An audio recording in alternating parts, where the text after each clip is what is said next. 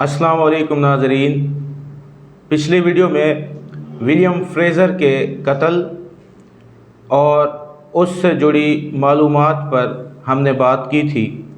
آج کی ویڈیو پچھلی ویڈیو کا تسلسل ہے، تو آئیے چلتے ہیں آج کی ویڈیو کی طرف۔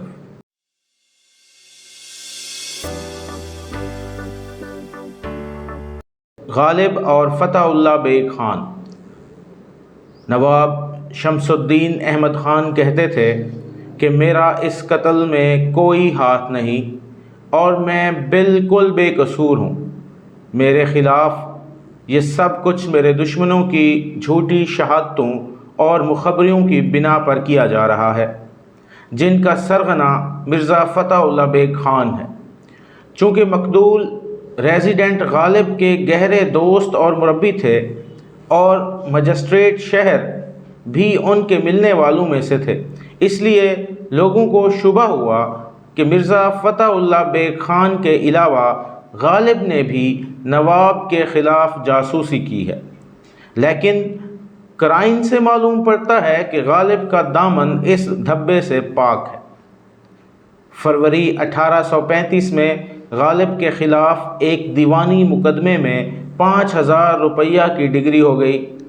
ان دنوں دستور یہ تھا کہ اگر مقروض کوئی صاحب حیثیت اور باوجاہت شخص ہوتا تو ڈگری کا روپیہ ادا نہ کر سکنے پر اسے صرف اسی صورت میں گرفتار کیا جا سکتا تھا جب وہ اپنے مکان کی چار دیواری سے باہر ہو۔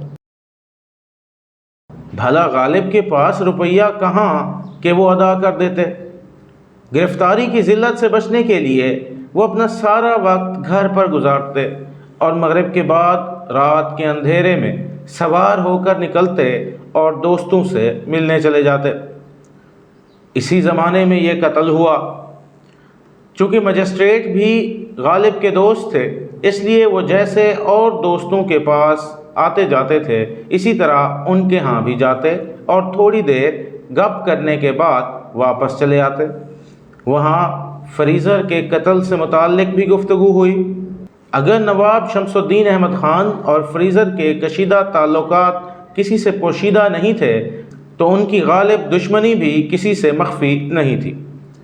اپنے مخصوص حالات کی وجہ سے غالب سب افسروں سے ملتے رہتے تھے۔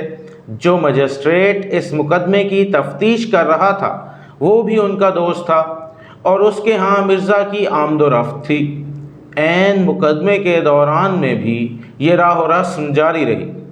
پس عام لوگوں کے لیے غالب کے خلاف چہمگوئیاں کرنے کے لیے کافی بلکہ اس سے زیادہ وجہ موجود تھی۔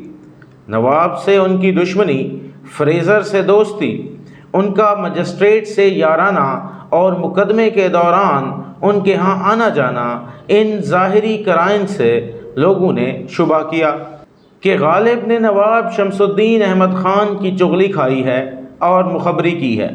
لیکن یہ شبہ غلط تھا اور غالب کو ایسا کرنے کی ضرورت ہی نہیں تھی۔ کریم خان، اصل قاتل، مقدمے کے آغاز ہی میں گرفتار ہو چکا تھا۔ نواب کا ایک اور ملازم بھی زیر حراست تھا۔ قاتل کا بیان نواب کی اعانت مجرمانہ کا ثبوت تھا اور اسی سے نواب کے خلاف شبہ پیدا ہوا۔ ان کے فریزر سے کشیدہ تعلقات نے اس شبہ کو تقویت دی۔ اس پر مجسٹریٹ نے انہیں دہلی طلب کیا اور بعد میں نظر بند کر دیا۔ مقدمے کی باقاعدہ تفتیش ہوئی۔ اس دوران کریم خان کا ساتھی انیا بھی گرفتار ہو گیا اور اس نے سلطانی گواہ بن کر سارا راز فاش کر دیا۔ ان حالات میں کسی چغلی یا مخبری کی گنجائش ہی کہاں تھی؟ خود نواب شمس الدین احمد خان کو بھی غالب کے خلاف کوئی شبہ نہیں تھا اور مرزا کو اس الزام سے بری کرنے کے لیے یہی شہادت کافی ہے۔ کل انشاءاللہ نئی ویڈیو کے ساتھ حاضر خدمت ہوں گے، تب تک کے لیے اللہ حافظ۔